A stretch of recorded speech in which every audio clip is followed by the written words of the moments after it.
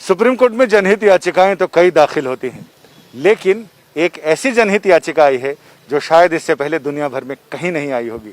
वो है कुरान की 26 आयतों को रिमूव करने की याचिका। और हम बात कर रहे हैं, याचिकाकर्ता हमारे साथ हैं सैयद वसीम रिजवी। वसीम साहब, ये कौन सी 26 आयतें हैं जिसको आपने रिमूव करने की अर्जी लगाई है सुप्रीम कोर्ट में? गुहार। देखिए, प्रॉफिट मोहम्मद के बाद पहले खलीफा अबू बकर, दूसरे खलीफा उमर और तीसरे खलीफा उस्मान द्वारा कुरान को कलेक्ट करके और उसको जारी किया गया एक किताबी शक्ल में। कुरान के अंदर कुछ आयतें ऐसी हैं जो आतंक को बढ़ावा देती हैं, वायलेंस टीचिंग हम कहें उसको एक तरह से, वो कुरान के अंदर इस तरह की बातें हैं और बहुत अच्छी बातें भी हैं जो इंसानियत के लिए हैं। तो अल्लाह के मैसेज दो तरह के नहीं हो सकते। तो ये तीन जो खलीफा थे, इन्होंने ताकत का इस्तेमाल करते हुए कुरान के अंदर अमेंडमेंट करके इस तरह की आयतों को डालकर कुरान शरीफ को दुनिया के लिए जारी किया और उसी का सहारा लेकर पूरी दुनिया में आगे बढ़े हैं ताकत के दम पर इस्लाम को फैलाने के लिए। कोई भी धर्म मोहब्बत से फैलाया जा सकता है, ताकत के दम पर नहीं फैलाया जा सकता। और इस वजह से आज इस्लाम को फैलाने के लिए जो कुरान के अंदर अमेंडमेंट किए गए थे, जो इस तरह के मैसेजेस डाले गए थे, जो वायलेंस को बढ़ा रहे थे, जो जुल्म व ज़्यादती कर रहे थे, आज उसका फ़ायदा आतंकवादी उठा रहे हैं। मदरसों के ज़रिए आम मुसलमानों के बच्चे उसको पढ़ रहे हैं और उनका जहन जो है वो कट्टरपंथ की तरफ बढ़ रहा है। तो ये बहुत नुकसानदेह, बहुत सी ऐसी बातें हैं जो हमने अपनी पीआईएल में लिखी हैं, लेकिन क्योंकि अभी हमने पीआईएल दाखिल की है, कोर्ट में पेंडिंग है, वो बातें हम खुलकर नहीं बता सकते। लेकिन हमें उम्मीद है कि ये चीज़ें कोर्ट को इसमें इंटरफेरेंस करना चाहिए। हमारी देश की सुरक्षा से जुड़ा मामला है। इन 26 आयतें जो वायलेंस की टीचिंग है इस्लाम के अंदर, जो पूरी दुनिया में आतंक का सबब बनी हुई हैं, इनको कुरान से रिमूव होना चाहिए। आपको लगता है कि कोर्ट ऐसे संवेदनशील मामले में, जिसमें एक फेथ से जुड़ा हुआ मामला है, उसमें मुदाखलत करेगा? ये मामला फेथ से जुड़ा नहीं है। फेथ से जुड़ा हुआ होता है इंसानियत का मामला। किसी का कत्ल कर देना फेथ से जुड़ा मामला है? आप अगर इसको फेथ से जोड़ लेते हैं तो हमको इजाजत दीजिए कि हम काफिरों का कत्ल कर दें।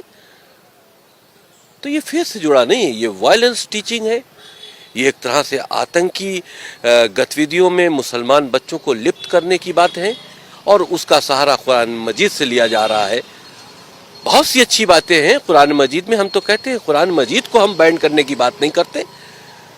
उसके अंदर जो वायरस खलीफाओं ने डाला है इस्लाम को आगे बढ़ाने के लिए ताकत के दम पर, उसको रिमूव करो, क्योंकि आज उसका गलत फायदा उठाया जा रहा है और मुसलमान बच्चों को आतंकवाद की तरफ लिया जाया जा रहा है। तो आपको लगता है कि जो किसी ज़माने में इस्लाम की ताकत के बल पर इस्लाम को फैलाने की बात की जा रही थी, आज वही इस्लाम को कमज़ोर कर रहा है? जो बुनियादी शिक्षाएं हैं इस्लाम की इंसानियत के भले के लिए, जाहिर सी बात है, जिस वक्त ये कुरान के अंदर अमेंडमेंट करके इस तरह के अल्लाह के नाम से मैसेजेस डाले गए जो हमने चैलेंज किए हैं, उस वक्त तो उनका मकसद यही होगा कि हम इसको अपनी ताकत से जोड़ें। अल्लाह के मैसेज के नाम पर जिहाद क्या है?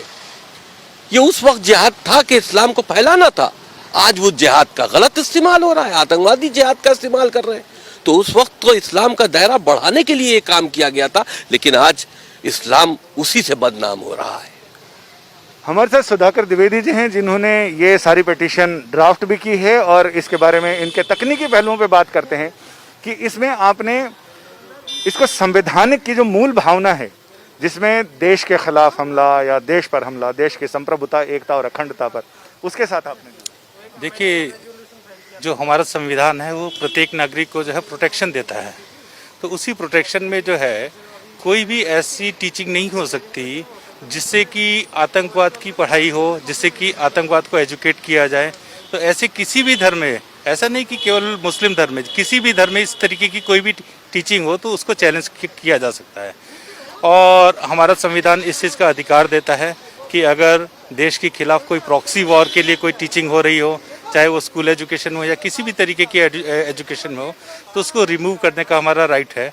और दूसरा कि इस्लामिक आतंकवाद इसमें सबसे ज़्यादा आगे जो है रहा है शुरू से पूरे विश्व में, और उसका सबसे ज़्यादा भुक्तभोगी जो है वो हिंदुस्तान रहा है।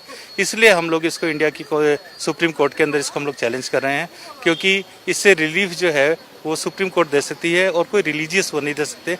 और इसमें कोई रिलीजियस इशू नहीं है, ये कोई धार्मिक उसको हमने कोई चैलेंज नहीं किया है।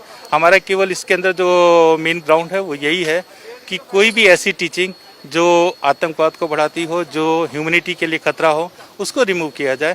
कुरान एक बहुत अच्छा ग्रंथ है, उसकी जितनी पॉजिटिव चीज़ें वो ज़रूर पढ़ाई जानी चाहिए, लेकिन जो चीज़ें इंसानियत के खिलाफ हो उनको रिमूव करने के लिए हमने इसमें प्रेयर की। आपका बहुत बहुत शुक्रिया।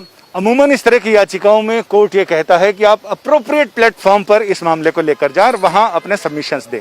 इसी को देखते हुए याचिकाकर्ता ने पहले ही देश के 57 ऐसे रजिस्टर्ड इस्लामिक संगठनों को इस याचिका की प्रति भेजी और उनसे ये कहा कि आपका जवाब इन 26 आयतों पर क्या है, जवाब अभी तक मिला नहीं है। लिहाजा ऐसे में उम्मीद की जा रही है कि अगले हफ्ते शायद ये मामला सुनवाई के लिए सुप्रीम कोर्ट की चौखट पर पहुंच जाए। कैमरामैन अनुराग सक्सेना के साथ संजय शर्मा, दिल्ली, आज तक।